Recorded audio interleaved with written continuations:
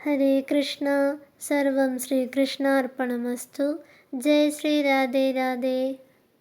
ഭഗവാൻ മഹാവിഷ്ണുവിൻ്റെ ദശാവതാരങ്ങളാണ് മത്സ്യം, കൂർമ്മം, വരാഹം, നരസിംഹം, വാമനൻ, പരശുരാമൻ, ശ്രീരാമൻ, ബലരാമൻ, ശ്രീകൃഷ്ണൻ, കൽക്കി. ഇതിലെ 4ാമത്തെ അവതാരമായ നരസിംഹ അവതാരത്തെക്കുറിച്ചുള്ള കഥയാണ് ഇന്ന്. സഹോദരനായ ഹിരണ്യാക്ഷൻ്റെ മരണത്തെ തുടർന്ന് ഹിരണ്യകശിപു കോപാകുലനായി. ബ്രഹ്മാവിനെ തപസ് ചെയ്ത് ഹിരണ്യകശിപു വരം നേടി.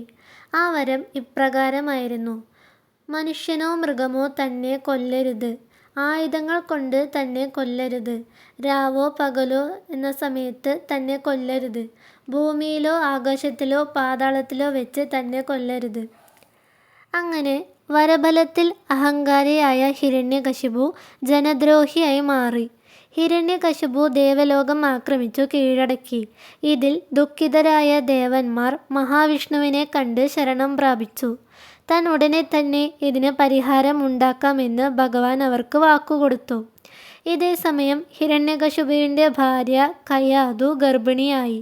സുന്ദരിയായ കയാധുവിനെ കണ്ടുമയങ്ങിയ ദേവേന്ദ്രൻ കയാധുവിനെ ബന്ദിയാക്കി ഹിരണ്യകശിപുവിനോട് പകവീട്ടാൻ ശ്രമിച്ചുവെങ്കിലും നാരദ മഹർഷിയുടെ ആവശ്യപ്രകാരം അവരെ വിട്ടയച്ചു. നാരദ മഹർഷി കയാധുവിനെ മഹർഷിയുടെ ആശ്രമത്തിലേക്ക് കൂട്ടിക്കൊണ്ടുപോയി. അവർക്ക് ഒരുപാട് വിഷ്ണു കഥകൾ പറഞ്ഞുകൊടുത്തു. ആശ്രമത്തിൽ വെച്ച് തന്നെ കയാധു പ്രഹ്ലാദന് ജന്മം നൽകി. ഗർഭാവസ്ഥയിലായിരിക്കുമ്പോൾ തന്നെ വിഷ്ണു കീർത്തനങ്ങളും കഥകളും കേൾക്കാനിടയായ പ്രഹ്ലാദൻ തന്മൂലം ബാല്യം മുതലേ തികഞ്ഞ വിഷ്ണുഭക്തനായി മാറി. വളർന്നപ്പോൾ ഗുരുകുലത്തിൽ പോയ പ്രഹ്ലാദൻ ഗുരുവിനെയും അവിടെയുള്ളവരെയും വിഷ്ണുഭക്തരാക്കി മാറ്റി. ഇതിനിടയിൽ ഹിരണ്യകശിപു തൻ്റെ രാജ്യത്ത് വിഷ്ണു പൂജ നിരോധിച്ചു. ആരും വിഷ്ണുവിനെ പൂജിക്കരുതെന്നും എല്ലാവരും തന്നെ പൂജിച്ചാൽ മതിയെന്നും ആജ്ഞാപിച്ചു.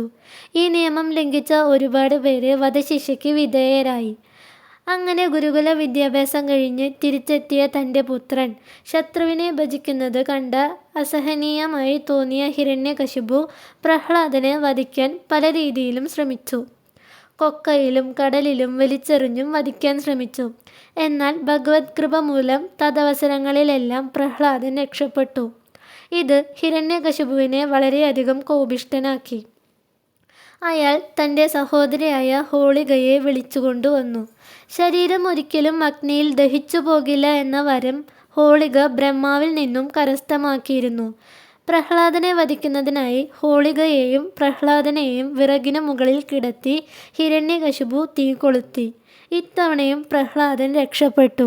ഹോളികയുടെ വരം നിഷ്ഫലമാവുകയും അവൾ തീയിൽ വെന്തു മരിക്കുകയും ചെയ്തു. ഇതിനെ തുടർന്ന് കോപിഷ്ഠനായ ഹിരണ്യകശിപു ഒരു ദിവസം സന്ധ്യാനേരത്ത് പ്രഹ്ലാദനോട് "എവിടെ നിന്റെ ഭഗവാൻ?" എന്ന് ചോദിച്ചു. ഭഗവാൻ തൂണിലും തുരുമ്പിലും സർവ്വതിലും ഉണ്ട് എന്ന് പ്രഹ്ലാദൻ മറുപടി പറഞ്ഞു. ഇത് കേട്ട ഹിരണ്യകശിപു കോപത്തോടെ അടുത്തു കണ്ട ഒരു തൂൺ കാണിച്ച് "ഇതിലും നിന്റെ ഭഗവാൻ ഉണ്ടോ?" എന്ന് അഹന്തയോടെ തൻ്റെ മകനോട് ചോദിച്ചു. ദേഷ്യത്തോടെ ഹിരണ്യകശിപു തൻ്റെ ഗദ ഉപയോഗിച്ച് ആ തൂൺ അടിച്ചമർത്തി. ആ നിമിഷം ഉഗ്രരൂപിയായ നരസിംഹമായി വിഷ്ണു ഭഗവാൻ പുറത്തു ചാടി. വരത്തിൽ പറഞ്ഞതുപോലെ പകലും രാത്രിയുമല്ലാത്ത സന്ധ്യാസമയത്തായിരുന്നു നരസിംഹാവതാരം. സിംഹത്തിൻ്റെ ശിരസ്സും മനുഷ്യൻ്റെ ഉടലുമുണ്ടായിരുന്ന നരസിംഹം തന്മൂലം മനുഷ്യനോ ദേവനോ മൃഗമോ ഒന്നുമല്ലായിരുന്നു.